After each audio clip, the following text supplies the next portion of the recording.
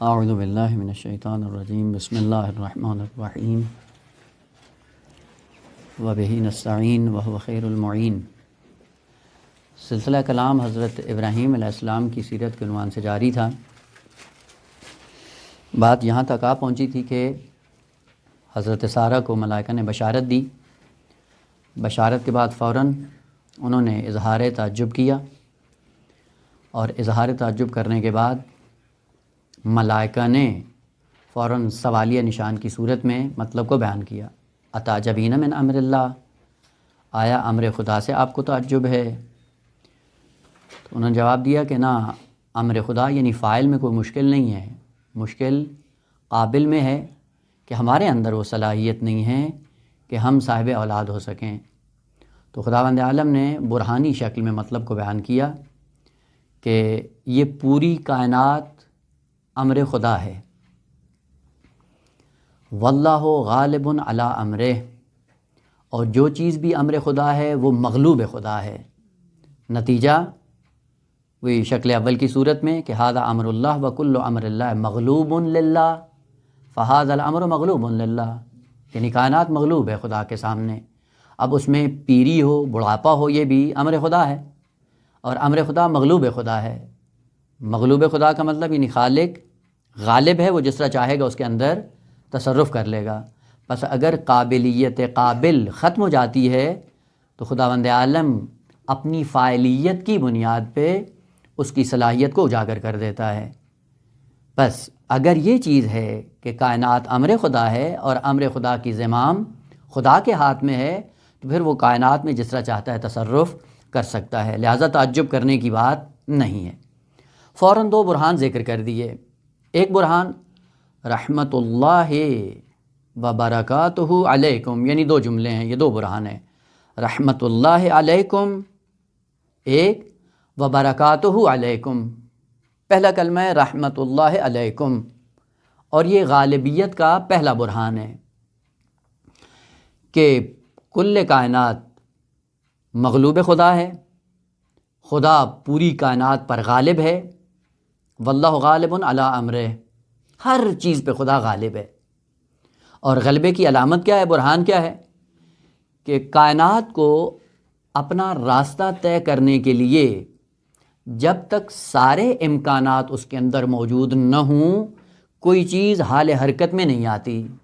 ایک چھوٹی سی مثال نمونے کے طور پہ، اگر گاڑی کو آپ حرکت میں لانا چاہتے ہیں تو گاڑی کے اندر جتنے سسٹم ہیں وہ سارے صحیح ہونے چاہیے، پٹرول بھی ہو، انجن بھی ہو، ٹائر بھی ہوں، اور جو سسٹم گاڑی کو حرکت میں لانے کے لیے چاہیے وہ اس کے اندر ہونا چاہیے۔ جب ہوگا سسٹم تو گاڑی چلے گی۔ اگر ان میں سے ایک چیز بھی، ایک رکن بھی مفقود ہو گیا تو گاڑی حرکت نہیں کرے گی، یعنی سارا سسٹم اس کا ہو لیکن ٹائر نہ ہوں، یہ گاڑی حرکت میں نہیں آئے گی۔ خداوند عالم یہ فرماتا ہے کہ کل کائنات ایسے ہی ہے کہ کائنات حال حرکت میں ہے اور مغلوب خدا بن کر حال حرکت میں ہے۔ تو اس مخلوق کے اندر جو نظام اور سسٹم اس کو حرکت میں لانے کا ہے، اگر وہ نہ ہوا تو یہ کائنات حرکت میں نہیں آئے گی۔ وہ سسٹم جو کائنات کے اندر ہے، وہ سسٹم رحمت کے نتیجے میں وجود میں آتا ہے۔ جہاں پہ رحمت خدا شامل حال ہوگی جس مخلوق کے، وہ مخلوق حال حرکت میں آ جائے گی، اور جہاں رابطہ رحمت خدا منقطع ہو جائے گا وہ مخلوق اور وہ شے نابود ہو جائے گی۔ وہ پہلا برہان رحمت اللہ علیکم، نہ فقط علیکم بلکہ پوری کائنات رحمت خدا کے سائے میں چل رہی ہے۔ پس رحمت کیا ہے؟ رحمت وہ نظام اور وہ سسٹم ہے جس کے بل بوتے پہ پوری کائنات اپنے مقصد کی طرف گامزن ہے، حال حرکت میں ہے۔ یہاں پہ رک کر ایک کلمہ جو ہے وہ یہیں پہ عرض کر دوں تاکہ بات ذہن میں آ جائے۔ رحمت کے لوگوں نے کئی معانی کیے ہیں، آپ لغت کی کتابیں اٹھا کر دیکھیں گے تو شاید کبھی پریشانی نہ ہو جائیں کہ یہ کیا کہہ رہے ہیں۔ دو کلمے ہیں، رحم مادہ، رحم اور روحم، رے کے اوپر زبر، رے کے اوپر پیش اور رے کے اوپر زبر لیکن ہے مکسور ہے، رحم۔ البتہ رحم کی صورت میں قرآن میں یہ کلمہ استعمال نہیں ہوا، اس کی جمع ہمیشہ ارحام کی صورت میں استعمال ہوئی ہے۔ جہاں پہ بھی آپ کو یہ کلمہ ملے گا ارحام کی صورت میں ملے گا، اور یہ ارحام رحم کی جمع ہے۔ رحم کس کو کہتے ہیں؟ رحم وہ ظرف ہے جہاں پہ جنین پروان چڑھتا ہے، اسی وجہ سے صلہ رحمی کہا جاتا ہے۔ صلہ رحمی کس میں ہوتی ہے؟ انسانوں میں۔ البتہ عربی زبان میں رحم وہ ظرف جہاں پہ کوئی چیز اپنی ولادت اور اپنے آغاز کو شروع کرتی ہے اور پروان چڑھتی ہے، اب وہ کوئی بھی ہو سکتا ہے، لیکن یہ کلمہ چونکہ کثرت استعمال سے انسانوں کے ساتھ مختص ہو گیا ہے، اسی لیے جب بھی لفظ رحم کی بات آتی ہے تو ہمارا تصور فوراً انسانوں کی طرف بڑھ جاتا ہے، اور انسانوں میں بھی صرف ماں کی طرف، چونکہ یہ رحم شکم مادر میں ہوتا ہے اس لیے فوراً تصور وہاں چلا جاتا ہے، لیکن عمومیت کے اعتبار سے لفظ رحم وہاں پہ استعمال ہوتا ہے جہاں پہ ایک ایسا ظرف ہو اور اس ظرف میں کوئی چیز پروان چڑھے۔ اب وہ فرق نہیں کرتا انسانوں کے ساتھ ہو، حیوانات کے ساتھ ہو، یا حتیٰ نباتات کے ساتھ ہو۔ نباتات کی دنیا میں بھی ایسے ہی ہوتا ہے، وہ بیج جس ظرف میں آپ رکھتے ہیں وہ ظرف اس بیج کے لیے رحم بن جاتا ہے، اور یہ بیج اس رحم میں رہتے ہوئے ایسا ایسا تکامل کی منزل کی طرف گامزن ہو جاتا ہے۔ یہ لفظ ہے رحم۔ رحم یعنی وہ ظرف جہاں پہ کوئی چیز پروان چڑھتی ہے۔ لفظ رحم اور روحم، اس کا معنی بعض لوگوں نے کیا ہے؟ معنی کیا ہے رقت، رقت، نرمی، تأثر یا عطوفت، یہ سارے انہوں نے کلمات بیان کیے ہیں، لیکن حقیقی معنی اس کا واضح نہیں ہوا ہے۔ مثلا اسی سے ایک کلمہ نکلا ہے ترحم۔ ترحم ہے ذہن میں؟ ترحم یعنی کسی پہ رحم کھانا۔ رحم کھانے کا مطلب کیا ہے؟ یعنی کسی کی حالت کو دیکھ کر پسیج جانا اور پھر آہستہ آہستہ اس کی مشکل کو حل کرنا۔ پہلے اس کی مشکل سے روبرو ہونا، اس مشکل سے انسان کی زندگی کے اندر اثر کو قبول کرنا، متاثر ہونا، تأثر کے بعد آہستہ آہستہ انسان پھر اس کی مشکل کو حل کرنے کے صدد میں آئے۔ اس کو کہا یہ ترحم ہے، جو رحم سے یا رحم سے نکلا ہے۔ البتہ یہ ہر جگہ اس کا معنی یہ نہیں ہے، ہر جگہ تأثر اور اثر پذیری نہیں ہے۔ جملہ معترضہ کے طور پہ ترحم کہاں پہ وجود میں آتا ہے؟ جہاں پہ ایک شے کے اندر خلا ہو، اس خلا اور نقص کی بنیاد پہ جب کوئی چیز خالی ہو جاتی ہے تو خالی جگہ کو بھرنے کے لیے بعض چیزیں مؤثر ہو جاتی ہیں۔ وہ جو خالی نقطے کو بھرا جاتا ہے اس بھرنے کو ترحم کہا جاتا ہے۔ مثال کے طور پہ ایک گلاس پڑا ہوا ہے اور گلاس کی ایک اپنی ظرفیت ہے، اگر وہ گلاس مکمل بھرا ہوا ہو تو اس کے اندر کوئی جگہ تو خالی نہیں ہے، کوئی چیز اس کے اندر نہیں ڈالی جا سکتی، لیکن اگر اس گلاس کا ایک نقطہ خالی ہو، تھوڑا سا اس ظرف کے اندر کمی ہو، تو اس کمی کو دور کرنے کے لیے کوئی چیز اس میں ڈالی جا سکتی ہے، بھرا جا سکتا ہے۔ انسان بھی اسی طرح سے ہیں کہ انسان کی ذات کے اندر کچھ خلا ہوتا ہے، کچھ نقص ہوتا ہے، نفس انسانی خالی ہوتا ہے، اور اس خلا کو بھرنے کے لیے کبھی کبھی مسکین، سائل اور یتیم مؤثر ہوتے ہیں، ان کی حالت زار کو دیکھ کر اپنے اس نقص کو دور کرتا ہے۔ در حقیقت کیا ہوتا ہے؟ سائل آتا ہے، اپنی حالت ایسی بنا لیتا ہے کہ اس کی حالت دیکھتے ہی انسان کو ترحم آ جاتا ہے۔ اور یہ جو ترحم آیا کیوں آیا ہے کہ اس یتیم کی حالت دیکھی، اس حالت نے اثر چھوڑا انسان کے دل کے اندر۔ اس کا مطلب ہے کہ دل کے اندر ایک نقطہ خالی تھا، کمی تھی، اس کمی کے نتیجے میں ہم کیا ہو گئے؟ متاثر، اور وہ یتیم کیا بن گیا؟ مؤثر۔ اس کے تأثر سے ہم نے یعنی اثر لیا، اثر لینے کے بعد ہم نے اپنے نقص کو دور کیا ہے، اور اس نقص کو دور کرنے کے لیے آپ نے اس کی ہیلپ کر دی، اور نون یہی ہوتا ہے، یعنی جتنے بھی انسان ہیں. اور البتہ یہ بھی ہے، ایک کام ہے باقاعدہ یہ کہ بعض لوگ ہیں وہ اپنی مشکلات اس طرح سے بیان کرتے ہیں کہ سامنے والا پسیج جاتا ہے، یعنی بات فن ہوتا ہے نا. اور بعض ہیں کہ جو بات نہیں کرتے ہیں، اپنی حالت ایسی بنا لیتے ہیں کہ دیکھتے ہی انسان کو ترس آ جاتا ہے. یہ جو ترس آ رہا ہے، آپ نے اگر غور کیا ہو تو اس میں ہوتا کیا ہے کہ سامنے والے کی حالت یا سامنے والے کی بات ہمارے اندر اثر کرتی ہے، اور ہمارے اندر جو نقص اور کمی واقع ہوتی ہے اس کمی کے نتیجے میں ہم پسیج جاتے ہیں. اور پھر کیا کرتے ہیں، اپنے اس نقص کو دور کرنے کے لیے 2-4 ٹکے اس کو دے کے اپنے نقص کو پورا کر لیتے ہیں. سمجھتے یہ کہ شاید ہم نے یتیم کی مدد کر دی. نہ، یتیم کی مدد نہیں کی آپ نے. کیا کیا ہے؟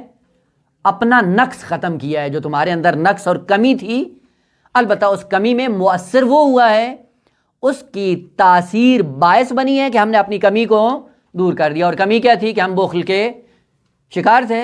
بخل کو ختم کر کے ہم نے تھوڑا سا جود کا اظہار کر دیا. یہ جود کا اظہار کرنا کمال ہے. اگر یہ جود کا اظہار کرنا اگر پہلے سے انسان کی ذات کے اندر یہ صفت ہوتی اور کوئی کمی نہ ہوتی تو پھر حالت اظہار کا منتظر نہیں رہتا ہے. سامنے والے کی حالت اظہار ہو یا نہ ہو، دیتا ہے. لیکن سامنے والے کی حالت اظہار دیکھنے کے بعد دینا یہ بتاتا ہے کہ ہمارے نفس کے اندر کمی ہے. اس کمی کو دور کرنے کے لیے ہم کسی کو کھانا کھلا دیتے ہیں، کسی کو چائے پلا دیتے ہیں، کسی کو 2-4 پیسے دے دیتے ہیں. یہ 2-4 پیسے دے دینا یا چائے پلا دینا یا کھانا کھلا دینا در حقیقت اپنی اس کمی کا جبران کر رہے ہیں جو ہمارے نفس میں واقع ہوتی ہے. اور وہ سائل یا وہ یتیم یا وہ مسکین ہمارے اوپر مؤثر ہوتا ہے اور ہم اس سے متاثر ہو جاتے ہیں. پس متاثر کون ہوتا ہے؟ جس کی ذات میں خلا ہو، کمی ہو، نقص ہو. اس کمی، نقص اور خلا کو بھرنے کے لیے جو کیفیت طاری ہوتی ہے اس انسان پر، اس حالت کو عربی میں ترحم کہا جاتا ہے. آیا خداوند عالم جو رحیم ہے، معاذ اللہ خداوند عالم کے اندر کوئی کمی ہے کہ وہ مخلوقات کے حالات کو دیکھنے کے بعد اس کے اندر رقت اور نرمی پیدا ہوتی ہے؟ رقت اور نرمی کے بعد پھر وہ ایسا ایسا مخلوقات کی مشکلات کو حل کرتا ہے، اس لیے رحیم ہے؟ نہ. بس یہیں سے پتہ چلتا ہے کہ ترحم یا کلمہ رحم یا کلمہ رحم کا معنی رقت اور نرمی نہیں ہے. پھر معنی کیا ہے؟ رحم اس کا معنی یہ ہے کہ ایک ایسی ذات جو فضائل اور کمالات کی دنیا میں بھری ہوئی ہو، جس کے اندر کوئی کمی نہ ہو، نقص نہ ہو، خلا نہ ہو. جس کے اندر خلا نہیں ہے، کمی نہیں ہے اور فضائل اور کمالات کی دنیا میں بھری ہوئی ہے. پھر وہ کیوں دیتی ہے؟ وہ اس لیے دیتی ہے کہ سامنے والے کو کمال پہ پہنچانا ہے، نہ اپنے آپ کو کمال تک لے کے جانا ہے. اسی لیے 2 کلمے استعمال ہوتے ہیں عربی میں، ایک ہے ترحم اور دوسرا ہے احترام. کلمات کو یعنی حروف کو آگے پیچھے کر دیں، زمین سے آسمان تک معنی بدل جاتا ہے. ترحم کس سے نکلا ہے؟ رے ہے میم، رحم سے یا رحم سے یا رحم سے. لیکن احترام کہاں سے نکلا ہے؟ حرما سے. ہے رے میم، حرمت، احترام، محترم. حرمت کو حرمت کیوں کہتے ہیں؟ یعنی ایک حریم ہے اس انسان کا، اس حریم کے اندر انسان نہ پھلانگے. اور حرام کو حرام اسی لیے کہتے ہیں کہ یہ منطقہ ممنوع ہے، یعنی محرومیت ہے، یہاں جانا نہیں ہے، آپ کو روکا گیا ہے. احترام یعنی سامنے والے کا ایک محدودہ ہے، ایک اس کا دائرہ ہے، اس دائرے میں آپ کو پھلانگنے کی ضرورت نہیں ہے. یہ کیا ہے؟ احترام. اب فرق کرتا ہے وہ لوگ جو احترام میں لوگوں کی ضرورتیں پوری کرتے ہیں اور وہ لوگ جو ترحم کی صورت میں ضرورتیں پوری کرتے ہیں. دونوں میں فرق ہے. وہ جو احترام کے سائے میں سامنے والے کی مشکل کو حل کرتا ہے وہ سامنے والے سے کبھی متاثر نہیں ہوتا. کیوں؟ چونکہ ذات میں کوئی خلا نہیں ہے. جب ذات میں کوئی خلا نہیں ہے، سامنے والا سائل، اس کی حالت زار اس کے اندر مؤثر ثابت نہیں ہوتی. پھر دیتا کیوں ہے؟ کہ اس کی ضرورت کے دیکھتے ہوئے اپنی ذمہ داری پہ عمل کرتا ہے، اس سے متاثر نہیں ہوتا ہے. اگر یہ متاثر ہو جائے تو اس کا مطلب یہ ہے کہ اس کی ذات کے اندر خلا باقی ہے. اگر کسی ذات کے اندر خلا ہو نہیں تو کسی حالت سے متاثر نہیں ہوگا. جب متاثر نہیں ہوگا تو اس کی ضرورت جو پوری کر رہا ہے وہ کس بنیاد پہ کر رہا ہے؟ احترام کی بنیاد پہ، کرامت انسانی کے عنوان سے، انسانیت کے ناطے آ کر مشکل کو حل کر رہا ہے. فرق کرتا ہے آقا دینے میں، نوع نگاہ انسان کی فرق کر جاتی ہے. اسی لیے آپ جا کر دیکھیں سورہ حل عطا میں اہل بیت نے کیا کہا؟ انما نطعمکم لوجہ اللہ. اس لیے نہیں دے رہے ہیں کہ آپ کی حالت زار دیکھی ہے اور آپ کی حالت زار دیکھنے کے بعد ہمارے اندر احساس ترحم پیدا ہوا ہے، آپ ہم میں مؤثر ثابت ہوئے ہوں اور ہم نے آپ کی حالت سے اثر لیا ہے اور آپ مؤثر اور ہم متاثر ہو کر آپ کی مدد کر رہے ہیں نا. کیونکہ ہماری ذات کے اندر کوئی ایسی کمی نہیں ہے جو تمہارے حالت زار کو دیکھنے کے بعد ہم اس نقص کو دور کریں اور اس کمی کو اپنی ذات سے باہر نکالیں. ہم کمالات کی دنیا میں بھرے ہوئے ہیں تو پھر آپ کو دیتے کیوں ہیں؟ نہ آپ کی وجہ سے، انما نطعمکم لوجہ اللہ. اور تمہاری طرف سے کیا؟ لا نرید منکم جزاء ولا شکورا. جو احترام میں دیتا ہے اس کو توقع نہیں ہوتی، لیکن جو ترحم میں دیتا ہے کیونکہ اس کو اپنا نقص دور کرنا ہوتا ہے اس لیے ہمیشہ توقعات کا شکار ہوتا ہے. 2 ٹکے دیں توقع ہوتی ہے، کم از کم شکریہ تو کہتے ہیں یا نہیں کہتے ہم لوگ؟ یہی سے پتہ چلتا ہے کہ ہم جو خرچ کرتے ہیں راہ خدا میں، زبان پہ ہوتا ہے کہ ہم راہ خدا میں خرچ کر رہے ہیں، در حقیقت راہ خدا میں نہیں ہے. اپنی ذات کے اندر جو نقص تھا اس کا جبران کر رہے ہوتے ہیں، اس کو پورا کر رہے ہوتے ہیں اور ہم متاثر ہوتے ہیں اور سائل مؤثر ہوتا ہے. اگر ہم متاثر ہو جائیں تو ہم ہو جائیں گے قابل اور وہ جو مؤثر ہے وہ کیا ہو جائے گا؟ فاعل. پس وہ جو کمالات کی دنیا میں اپنے آپ کو بڑا سمجھ رہا تھا در حقیقت وہ معلول بن گیا سائل کا، اور سائل علت بن گیا اس کے نقص کو دور کرنے کا. پس ترحم میں دینا یہ نقص ہے، احترام میں دینا یہ کمال ہے. اب آج کے بعد اپنی زندگیوں میں سیرہ انبیاء کو اجاگر کرتے ہوئے سائل کو اس لیے نہیں دو کہ میرے اندر یہ احساس پیدا ہوا، میرا دل پسیج گیا اور میری حالت بدل گئی، مجھے نیند نہیں آئی. یہ کیا ہے؟ یہ ساری ترحم کی صورتیں ہیں. اور اپنے نقص کو دور کرنے کے لیے انسان کو پھر نیند نہیں آتی. خداوند عالم رحمان ہے، ترحم سے نہیں احترام سے. اور اہل بیت بھی جو دیتے ہیں وہ ترحم کی دنیا میں نہیں دیتے ہیں، احترام کی دنیا میں دیتے ہیں. اسی لیے اہل بیت جب دیتے تھے تو کیا کرتے تھے؟ سائل کو دینے سے پہلے اپنے ہاتھ پہ بوسہ دیتے تھے کہ یہ ہاتھ وہ ہے جو خدا کی بارگاہ میں اٹھا ہے اور اس پہ خدا کی نظر ہے. سائل کی حالت سے کبھی بھی تاثیر پذیر نہیں ہوتے تھے، اثر نہیں لیتے تھے. کیوں نہیں لیتے تھے؟ اس لیے کہ نفس کے اندر کوئی کمی نہیں تھی، نفس بھرا ہوا ہے، کامل ہے. اور جو صفات اور کمالات کا مجموعہ کامل ہو اس کے اندر کوئی چیز مؤثر ثابت نہیں ہو سکتی. پھر وہی مثال کہ اگر گلاس آپ کا پانی کا بھرا ہوا ہے تو اندر سے اس کے اندر کوئی نقطہ نقص نہیں ہے، کوئی خالی نقطہ نہیں ہے. اور جب خالی نقطہ نہیں ہے تو اس میں کیا چیز ڈالیں گے؟ کچھ بھی نہیں ڈال سکتے ہیں جو کہ پہلے سے ہی بھرا ہوا ہے. اگر ڈالیں گے تو کیا ہو جائے گی؟ چھلک جائے گی، باہر نکلے گی، یعنی اس کے اندر جگہ نہیں ہے سمانے کی. اہل بیت اس طرح سے تھے، انبیاء اس طرح سے تھے. جب آ کر دیتے تھے تو خداوند عالم کی ان صفات کا مظہر بن کر دیتے تھے. اس لیے نہیں دیتے تھے کہ سائل آیا ہے اور سائل کی حالت کو دیکھ کر انسان کا دل پسیج جائے، ترحم میں آ جائے اور ترحم کے نتیجے میں اس کو دینا شروع کر دے. اور ترحم کی پھر اپنی خصوصیات ہیں. جب ترحم میں دیتا ہے آدمی تو پھر توقعات انسان کی بڑھ جاتی ہیں. سامنے والے سے شکریہ کی توقع رکھتا ہے، احترام کی توقع رکھتا ہے کہ یہ جھک کر ملے، سلام پہلے وہ کرے، میں نہیں کروں چونکہ میں نے اس کو کسی ٹائم پہ اس کی مدد کی تھی. اور وہ مدد کے سائے میں بہت سی توقعات انسان کی زندگی میں ایجاد ہو جاتی ہیں جس کے نتیجے میں کیا ہوتا ہے؟ معاشرہ انسانی نابود ہو جاتا ہے. لیکن اہل بیت کو جا کر دیکھیں گے کیا تھے؟ اہل بیت نے آج تک کسی سے توقع نہیں رکھی، حتیٰ شکریہ کہنے کی توقع نہیں رکھی، حتیٰ کبھی سائل کا چہرہ دیکھتے ہی نہیں تھے. رات کی تاریکی میں اپنے چہرے پہ پردہ ڈال کر جا کے سائل کو دے کے آتے تھے. نہ یہ کہ اپنا کوئی نقص دور کرنا تھا. وہ جو رات کی تاریکی میں اٹھ کے جا رہا ہے اور سامنے والا دیکھ بھی نہیں رہا ہے اور سامنے والی کی حالت ظاہر اس پہ مؤثر بھی ثابت نہیں ہو رہی، اس کو کیا توقع ہوگی اس سے؟ یعنی وہ جو لینے والا ہے اس کو پتہ ہی نہیں ہے مجھے کون دے رہا ہے. تو ایسے شخص کو توقع ہوگی تعریف کی، یا ایسے شخص کو توقع ہوگی کہ وہ آ کر مجھے جھک کے سلام کرے یا میرا چرچا کرے یا میری تعریف کرے؟ ہم کچھ بھی نہ ہوں، کم از کم یہ ذہن میں آ جاتا ہے کہ دیا ہے تو کسی محفل میں بیٹھ کے ہماری اچھائی بیان کر دے. یہ اچھائی بیان کرنا یہ خود ایک نقص ہے. اگر ہم اندر سے بھرے ہوئے ہوں اس اچھائی کی توقع بھی انسان کو نہیں ہونی چاہیے.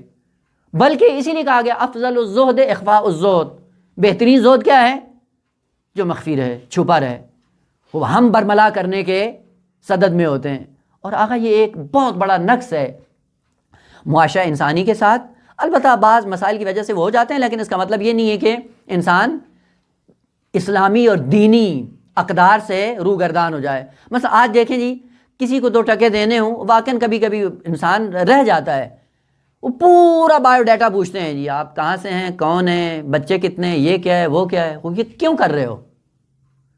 اور جب منع کیا جاتا ہے کہ یہ کام نہیں کرو، یہ دینی اقدار کے مطابق نہیں ہے، پلٹ کر 20 سوال کریں گے. جی ہم نے یہاں کیا تو یہ ہوا، وہاں کیا تو یہ ہوا.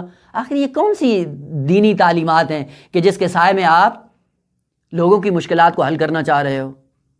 یہ سارا دائرہ ترحم کے دائرے میں آتا ہے، کیونکہ اپنے اندر ایک نقص ہے، کمی ہے، خلا ہے. اس خلا کو بھرنے کے لیے پھر ایسی موہومات چیزوں کا سہارا لے کر اپنے اندر بھرنا شروع کرتا ہے اپنے آپ کو.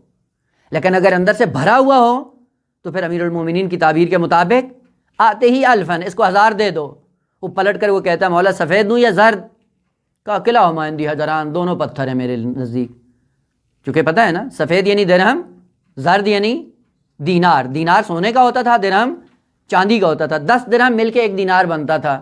سائل آیا اور امیر المومنین کی بارگاہ میں کہتا ہے مولا سائل ہوں، 1000 چاہیے. مولا نے اشارہ کیا کمبر کو، آتے ہی الفن، 1000 دے دو. پلٹ کے کمبر نے کہا مولا کون سا، سفید یا زرد؟ تو امیر المومنین کیا فرمایا؟ جو اندر سے بھرا ہوتا ہے، جس کے اندر نقص نہیں ہوتا، خلا نہیں ہوتا، کہتا ہے قلعہ ہمایندی حجر، دونوں پتھر ہیں، میں ان کو دونوں کو پتھر کی نگاہ سے دیکھتا ہوں. اس کو کون سا دو ہوگا جو اس کی ضرورت کے مطابق ہو. یہ دید ہمارے اندر کیوں پیدا نہیں ہوتی؟ یہ پتھر کی نگاہ سے عالم مادہ ہے بالآخرہ. وہ آج تو وہ عالم مادہ ہی نہیں رہا، بلکہ کاغذ بن گئے، اور کاغذ سے ہٹ کے آج کل اعداد و ارقام بن گئے. یہ اعداد و ارقام کیا ہیں؟ اعتباری ہیں. جو اعتباریات کے سائے میں آ کر اپنے آپ کو پروان چڑھانا چاہ رہا ہے، یہ کہاں پہنچے گا؟ ترحم کے سائے میں نہیں دو، احترام کے سائے میں دو. اور احترام میں کیا ہوتا ہے؟ انسان کا اپنا باطن بھرا ہوتا ہے اور دوسروں کی حالت اظہار کو دیکھ کر متاثر نہیں ہوتا ہے. اسی شخص کو جو احترام میں دیتا ہے، ان کو کہا جاتا ہے عربی زبان میں کہ یہ احترام کے سائے میں جو دیتے ہیں یہ کون ہے؟ ان کا تعارف کیا ہے؟ کہا جاتا ہے کہ ان شخصیات کو کہا جاتا ہے یہ قلب متیم کے مالک ہیں. قلب متیم کیا ہوتا ہے؟ خدائے کمیل جو ہر شب جمعہ ہم جا کے پڑھتے ہیں اور ایک رٹا لگا رہے ہوتے ہیں، اور ساتھ میں بیچ میں مصائب کی دھن لگا کے رلانا مقصود ہوتا ہے. دعا پڑھ رہے ہو خدا کے تقرب کے لیے، اور دعا میں مصائب پڑھ رہے ہوتے ہیں جھوٹے، اور جھوٹے مصائب پڑھ کے رلانا ہوتا ہے. جو تقرب کا ذریعہ تھا وہ ذلت کا سبب بن جاتا ہے. کس نے کہا ہے بھائی دعائے کمیل میں حتن میں آپ کو رلانا ہی ہے، اور جس طرح سے بھی ہو، بس جہاں جب کوئی تکا لگ جائے وہ لگا کے بیان کر. اصل دعا رابطہ ہے عبد اور معبود کا. جب آپ معبود کی بارگاہ میں آتا ہے اور اس کی کشش ہوتی ہے محبوب کی، تو اس محبت کے سائے میں خود بخود گریہ آ جاتا ہے انسان کو. اس لیے کہا جاتا ہے کہ ان کلمات کو پہلے سمجھیں، جب سمجھ جائیں گے بارگاہ الہی میں جا کر بیان کریں گے، خود بخود آنکھیں نم ہو جاتی ہیں انسان کی. مصائب پڑھ کے یا مار کے تو رلانے کی ضرورت نہیں ہے. دعا کمیل میں کیا جملہ ہے؟ وَقَلْبِي بِحُبِّكَ مُتَيَّمًا، کہ میرے قلب کو اپنی محبت سے بھر دے، تیری محبت کے علاوہ اس قلب کے اندر کچھ بھی نہ ہو. وہ لوگ جن کے قلوب حب خدا سے بھرے ہوئے ہوتے ہیں، ان کے قلوب میں کوئی خلا نہیں ہوتا، کوئی نقص نہیں ہوتا، کوئی کمی نہیں ہوتی، کہ اس نقص اور کمی اور خلا کو بھرنے کے لیے وہ پھر موہوم چیزوں کا سہارا لے کر اپنے اس نقص کو دور کر رہا ہو. اہل بیت یوں تھے، انبیاء یوں تھے کہ ان کے قلوب متیم تھے، بھرے ہوئے تھے، لبریز تھے حب خدا سے. اصل محبت خدا سے ہٹ کر ان کے دل میں کچھ بھی نہیں تھا. اسی لیے نہ حب مال تھی، نہ حب اولاد تھی، نہ حب شہرت تھی، نہ حب جاہ تھی، نہ توقع تھی تعریف کروانے کی، اور نہ یہ توقع تھی کہ کل کوئی ہمارا نعرہ لگائیں. نہ ان کو ووٹ لینا تھا، نہ اپنا نام بڑھانا تھا. کیوں؟ جو حب خدا میں بھرا ہوا ہو اس کے اندر کوئی نقطہ خالی ہی نہیں ہے. وہ جب خالی نہیں ہے تو وہ دیتے کیسے ہیں؟ جیسے خدا دیتا ہے ویسے یہ دیتے ہیں.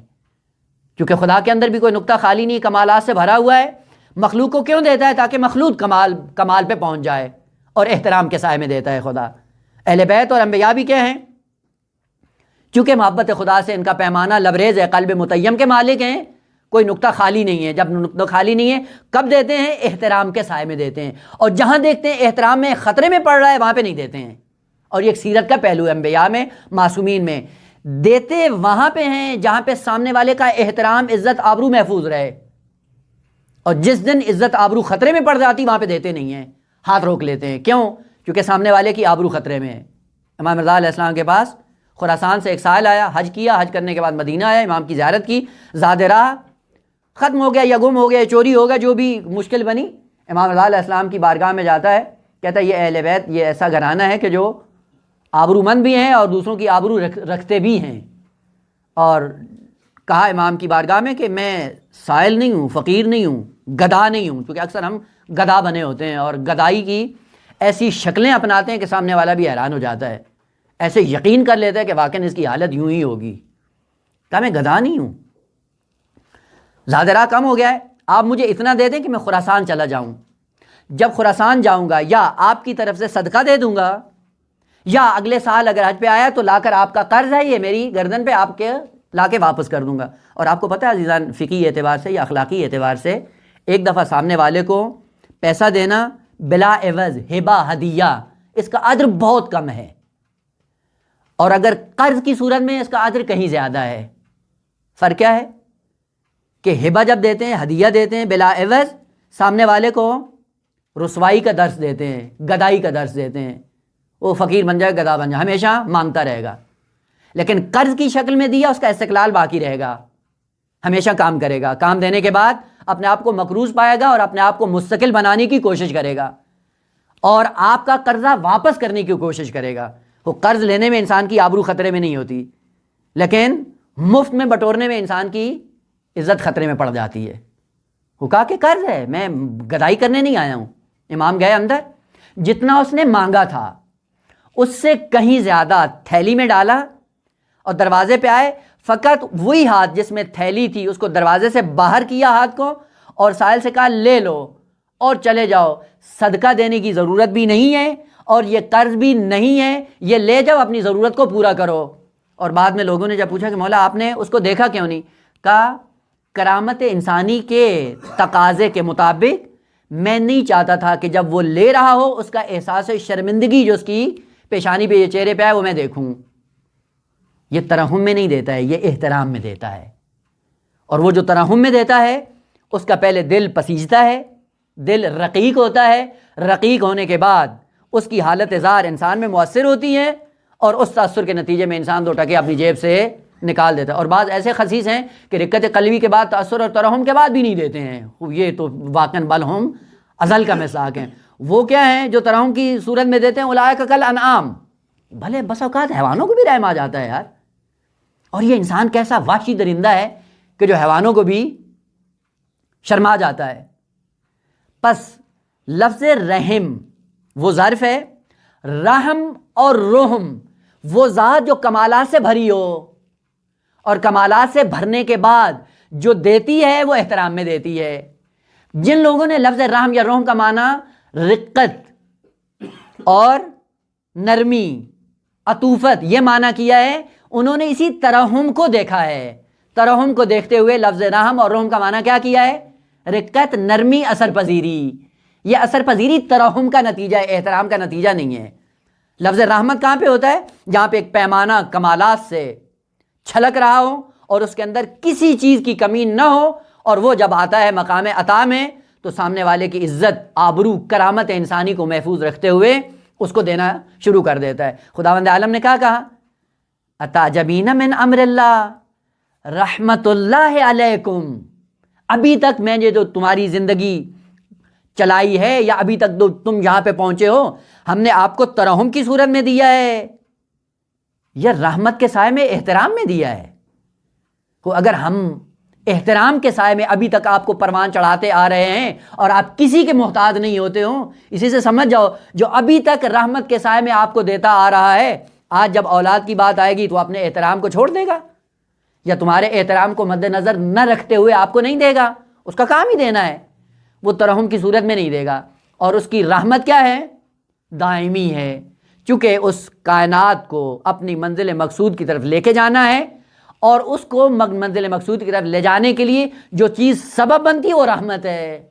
پس رحمت کا معنی رقت نہیں ہے، رحمت کا معنی وہ پیمانہ جو کمالات اور فضائل سے بھرا ہوا ہو۔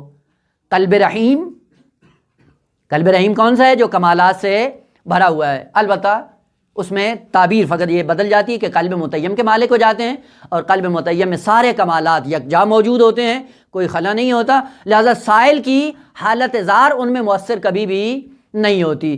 کون سی چیز مؤثر ہوتی ہے؟ صرف محبت خدا، چونکہ محبوب کو پسند ہے اس لیے دے رہا ہے، نہ سامنے والے کی مشکل سے بیچارہ پسیج جاتا ہے، ایسی بات نہیں ہے۔ بس خداوند عالم نے کہا پہلا برہان رحمت اللہ علیکم، میں نے اپنی رحمت کے سائے میں تمہیں یہاں تک پہنچایا ہے۔ وہ ابراہیم جس کو کوئی نہیں جانتا تھا، غار میں پلا، جب بت کدے میں آیا بتوں کو توڑا، ہم نے بتوں کو توڑنے کے بعد اس کی عزت میں اور اضافہ کروا دیا، آگ میں گیا اور چرچا ہو گیا، آگ کے بعد ہجرت کی، ہم نے قیامت تک کے لیے اس کے آثار کو ثبت کر دیا۔ اب دیکھیں ایک ہجرت ابراہیم نے کی، اور جتنا اقامہ دین اور اقامہ نماز ہو رہا ہے قیامت تک حضرت ابراہیم کی ہجرت پر مبتنی ہے۔ کہا یہ رحمت کا نمونہ ہے یا نہیں ہے؟ کہا جس کی ساری زندگی رحمت کے سائے میں چل رہی ہو اس کے لیے سزاوار ہے کہ وہ تعجب کرے کہ میں آلت و انا عجوز وہذا والی شیخا، یہ توقع نہیں ہے۔ بس یہ کہنا کہ یہ کام انہونا ہے، یہ انہونے کی علامت کیا ہے؟ یعنی قابل میں قابلیت نہیں ہے، نہ یہ کہ فاعل میں کوئی مشکل ہے۔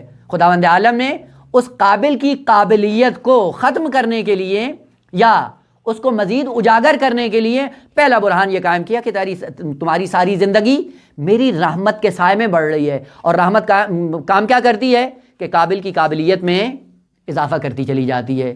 جیسے جیسے قابلیت میں اضافہ ہوتا ہے ویسے ویسے قابل اپنے کمالات میں اضافے کا باعث بن جاتا ہے، اور کمالات کو طے کرنا اس کے لیے آسان ہو جاتا ہے۔ پہلا برہان کہا کہ ابھی تک تمہاری زندگی میری رحمت کے سائے میں تھی، اور یہ رحمت ترحم کے باب سے نہیں ہے بلکہ احترام کے باب سے ہے۔ دو برہان دوم کہ آپ اپنی پوری زندگی پہ نگاہ دوڑائیں، برکاتہ علیکم، برہان دوم کہ تمہاری زندگی پوری برکت سے بھری ہوئی ہے۔ برکت یہ ہم عموماً لفظ استعمال کرتے ہیں لیکن معنی معلوم نہیں ہوتا، چند ایک ارکان مل کر برکت کو وجود دیتے ہیں۔ برکاتہ علیکم، خداوند عالم کی برکت تم پر ہمیشہ سے ہے، ہمیشہ سے رہے گی۔ اگر اس کی برکت نہ ہو تو ایک قدم تم آگے نہیں بڑھ سکتے ہو۔ برکت ہے کیا؟ پہلا رکن برکت کے اندر کیا ہوتا ہے؟ کمال کو جذب کرنے کی صلاحیت کا ہونا۔ کون سا وجود مبارک ہوگا؟ جو کمالات اور فضائل کو جذب کرنے کی صلاحیت رکھتا ہو اس کو کہتے ہیں وجود مبارک۔ پہلا رکن کاملاً برکت یہ نہیں ہے۔ برکت یعنی وہ رکن اگر کسی موجود میں آ جائے اور اس رکن کے بعد اس کا وجود مبارک ہو جائے، پہلا رکن ہے جاذبہ، اور جاذبہ بھی کمال کی نسبت، فضائل کی نسبت، یعنی فضائل اور کمالات کو جذب کرنے کی صلاحیت کا ہونا، یہ پہلا رکن ہے برکت کے اندر۔ مثال، آسمان سے بارش برستی ہے، بارش کے برسنے سے آپ نے دیکھا زمینیں کئی طرح کی ہوتی ہیں، بعض سنگلاخ زمینیں ہوتی ہیں، بارش آتی ہے تو پانی ان کے اندر جذب نہیں ہوتا، اور بعض ایسی زرخیز زمینیں ہوتی ہیں پانی ان کے اندر فوراً جذب ہو جاتا ہے، یعنی یہ زمین کے اندر جاذبہ موجود ہے، یہ لے رہی ہے، اور باران رحمت کمال خدا ہے اور اس کمال کو جذب کرنے کی صلاحیت ہے، اسی لیے زمین کو زمین مبارک کہا جاتا ہے کہ اس کے اندر کمال اور فضیلت کو جذب کرنے کی صلاحیت ہے۔ پہلا رکن برکت کے اندر جاذبہ ہو کمال کی نسبت۔ رکن دوم، فقط جاذبہ کمال کا نہ ہو بلکہ دوسرا رکن کہ جس کو جذب کر رہی ہے، جذب کرنے کے بعد اس کے اندر رشد اور نمو کی صلاحیت بھی پیدا ہو جائے۔ رشد اور نمو کا معنی یعنی جو لیا ہے اس کو لینے کے بعد فقط اسی میں محدود نہ رہے بلکہ اس کو بڑھانا شروع کر دے. آپ نے دیکھا ہے نا گندم کا دانہ اگر آپ زمین میں رکھ دیں تو زمین کیا ہے, اس کے اندر جاذبہ ہے, دانے کو لے لیتی ہے, لینے کے بعد فقط جذب نہیں کرتی بلکہ کیا کرتی ہے, اس کو رشد اور نمو دیتی ہے. اور رشد اور نمو کا معنی کیا ہے, پہلے چیز کم ہوتی ہے اور آہستہ آہستہ اس کو بڑھانا شروع کر دیتی ہے. پس وہ زمین جو جذب کرے کمال کو اور پھر کمال کو پھیلانا شروع کر دے, رشد اور نمو دینا شروع کر دے, یہ زمین مبارک کہلائے گی. البتہ ذہن مثال ابھی زمین کی ہی رہے, بعد میں عرض کریں گے کہ یہ وجود بھی مبارک ہو سکتا ہے, علم بھی مبارک ہو سکتا ہے, ذات بھی مبارک ہو سکتی ہے, مکہ بھی مبارک ہو سکتا ہے, دین بھی مبارک ہو سکتا ہے, قرآن بھی مبارک ہو سکتا ہے, وجود پیغمبر بھی مبارک ہو سکتا ہے, وجود سیدہ بھی مبارک بن سکتا ہے. پس دوسرا رکن برکت کے اندر رشد اور نمو ہے. تیسرا رکن نبوغ ہو. نبوغ نبغ سے نکلا ہے. نبوغ کا معنی کیا ہوتا ہے, پھوٹنا, چھلکنا, باہر آ جانا.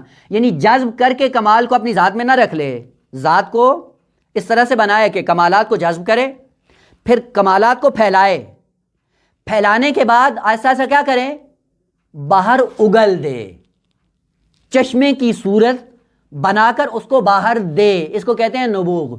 پس تیسرا رکن کیا ہو, نبوغ ہو برکت کے اندر. اور آخری رکن کہ یہ سلسلہ مستمر اور دائمی ہو, جہاں پہ یہ چار رکن ہوں, جاذبہ, رشد اور نبوغ اور استمرار, دوام. اگر کسی ذات کے اندر یہ چار ارکان ہوں وہ ذات مبارک کہلاتی ہے. اب زمین جو بابرکت ہوتی کیا کرتی ہے, بارش کو اپنے اندر سماتی ہے, سمانے کے بعد تھوڑا سا پانی ہوتا ہے لیکن آہستہ آہستہ اس کو رشد اور نبوغ کی منزل پہ لا کر پھیلاتی ہے, وسیع کرتی ہے. وسیع کرنے کے بعد نبوغ چشمہ بن کر پھوٹتی ہے, اور یہ چشمہ پھر کیا ہوتا ہے, دائمی ہوتا ہے. ایسا نہیں ہوتا کہ کبھی ہو اور کبھی نہ ہو. اور چشمے کی خصوصیت پھر یہ ہے کہ جب چشمہ سرازیر ہوتا ہے, دائمی ہوتا ہے, پھر چشمہ چل کر آہستہ آہستہ وہ نشیب میں جا کر جتنی مخلوقات ہیں ان کی مشکلات کو حل کرنا شروع کر دیتا ہے. یہ ہے برکت. یہ ارکان جس ذات کے اندر آ جائیں اس ذات کو کیا کہا جاتا ہے, مبارک. اب دیکھیں حضرت عیسیٰ علیہ السلام کے لیے کیا کہا, اور بلکہ خود کہا, قرآن نے نقل کیا, وَجَعَلَنِي مُبَارَكًا, خدا نے مجھے مبارک بنایا. اَيْنَمَا كُنْتُ, میں جہاں بھی ہوں گا میرا وجود مبارک ہوگا.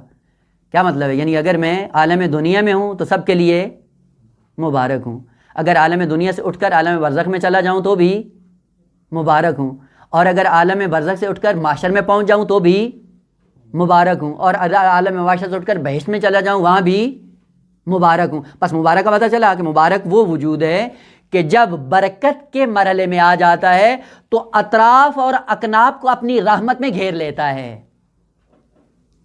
یعنی اس کی رحمت کے سائے میں پوری مخلوقات زندگی بسر کرتی ہیں. جو دوسروں کے سہارے پہ چلتے ہوں ان کا وجود وجود مبارک ہوتا ہے. قرآن دیکھیں مبارک, پیغمبر مبارک, انبیاء سارے کے سارے مبارک, اور سیدہ کا ایک لقب ہے مبارکہ.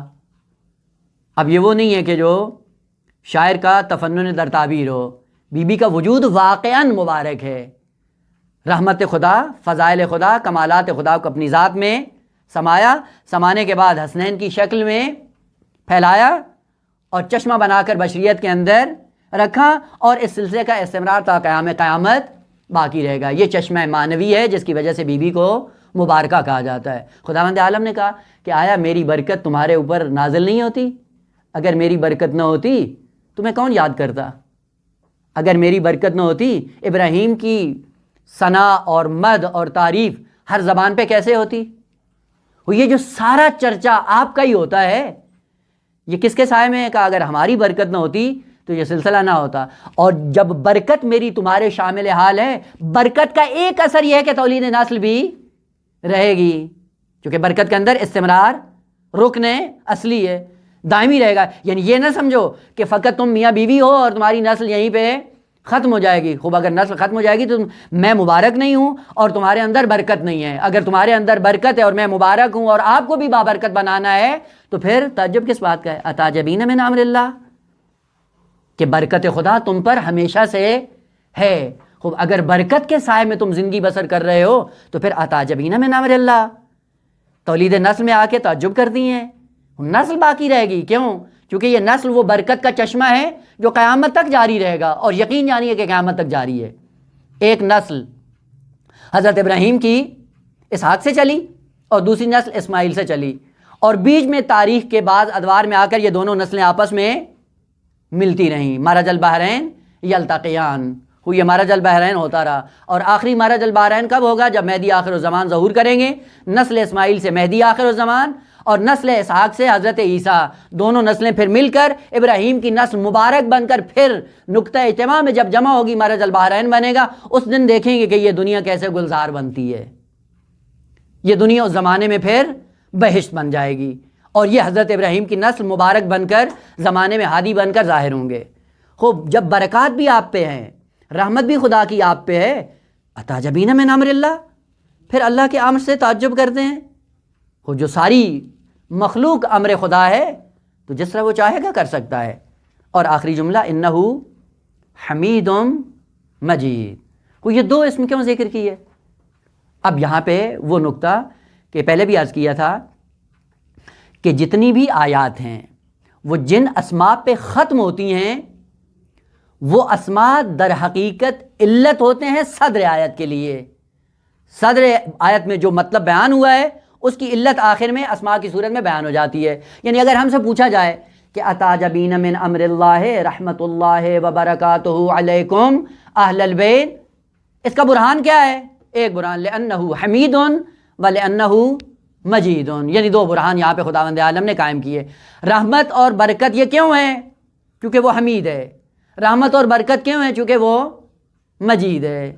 اب یہ دو برہان ہیں، ان دو برہان کو انشاءاللہ کھولنے کی ضرورت ہے اور تفصیل سے بیان کرنے کی ضرورت ہے تاکہ پتہ چل جائے کہ یہ حمید کیا ہوتا ہے اور مجید کیا ہوتا ہے. ان دو کلمے کی حلاجی جب کر لیں گے پتہ چل جائے گا کہ واقعاً رحمت اللہ وبرکاتہ علیکم کیوں یہ سارا نظام بنایا. کہا کہ اس لیے کہ وہ حمید ہے. کیوں اس نے رحمت اور برکت آپ پہ نازل کی بلکہ پوری کائنات پہ کی؟ لأنہ مجید. البتہ معنی جب بیان ہو جائے گا اس کے بعد مطلب خود